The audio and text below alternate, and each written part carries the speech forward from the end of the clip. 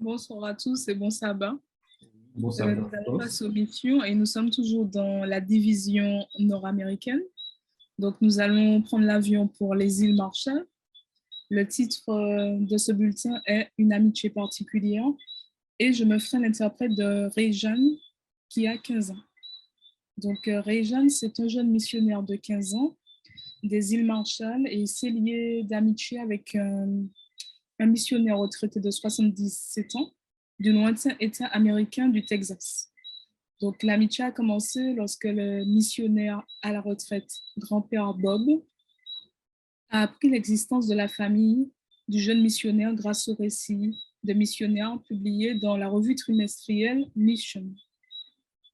Donc, le père du garçon, c'était le directeur de l'école et sa mère enseignait à l'école de la mission adventiste du 7e jour sur l'île isolée de ABI. Et grand-père Bob voulait faire quelque chose de spécial pour soutenir la famille.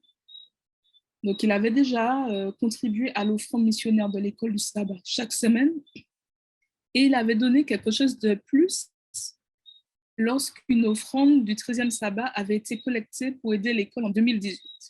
Mais il voulait faire plus. Donc, il a décidé d'envoyer chaque mois des colis de soutien qui contenaient des jouets, de la nourriture, des fournitures scolaires pour la famille et les autres missionnaires de l'île.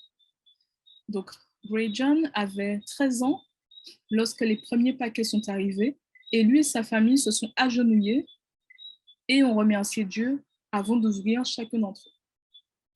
Mais avant de pouvoir jouer avec un nouveau jouet ou de goûter à une friandise, son père lui a dit qu'il devait écrire évidemment une lettre de remerciement à grand-père Bob.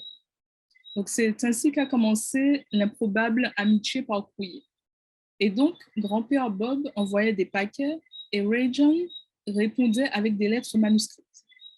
Donc pendant 3 ans, Ray John a reçu de nombreux paquets et envoyé de nombreuses lettres.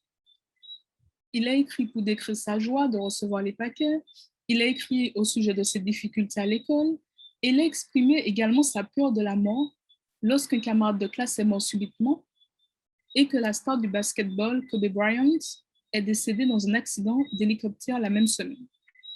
Donc, peu après avoir envoyé la lettre sur la mort, il a reçu une réponse de grand-père Bob. C'est la première et unique fois que grand-père Bob lui envoyait une lettre personnelle. 3 semaines plus tard, grand-père Bob a été hospitalisé et peu de temps après, il est rentré chez lui avec des soins à domicile. Donc, pendant 2 semaines, grand-père Bob a préparé 8 autres paquets pour Ray John et sa famille. Son fils a envoyé les derniers paquets après la mort de grand-père Bob. Donc, la mort de grand-père Bob a touché Ray John, puisqu'ils avaient l'habitude de communiquer via les lettres. Et donc, il a envoyé la lettre suivante au fils de grand-père Bob en réponse à un colis.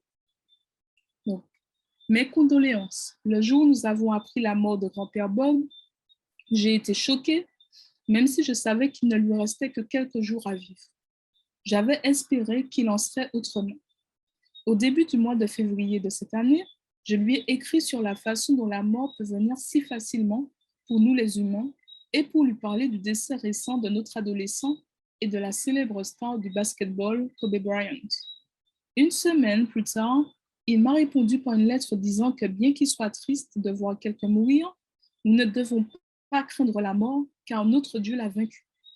Il a dit que nous devrions vivre notre vie comme si nous allions mourir demain, tout en espérant vivre encore 100 ans.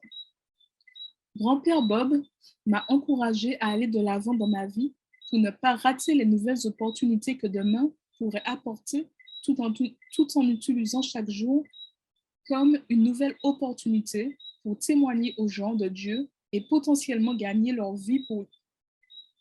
Donc aujourd'hui, Ray John dit qu'il est très reconnaissant de ses encouragements et de son réconfort, car maintenant il est moins affligé qu'il ne l'était au début. Donc bien qu'il ne connaisse pas grand-père Bob personnellement, grand-père Bob l'a influencé, l'a encouragé à devenir une personne plus gentille, plus amicale et plus aimante. Et donc, maintenant, il croit fermement qu'il le verra quand on ira tous au ciel un jour. Donc, nous vous remercions pour les offrandes missionnaires et je vais vous dire quelques petits mots concernant les îles Marshall. Donc, les îles Marshall font partie de la mission Guam-Micronésie, qui comprend également Guam et l'île Wake, les îles Mariannes du Nord, la Micronésie et Palau. La mission compte 22 églises et 15 groupes avec un effectif de 5805 membres. La population des pays de la mission Guam-Micronésie s'élève à 414 000 habitants et on compte un adventiste pour 71 habitants.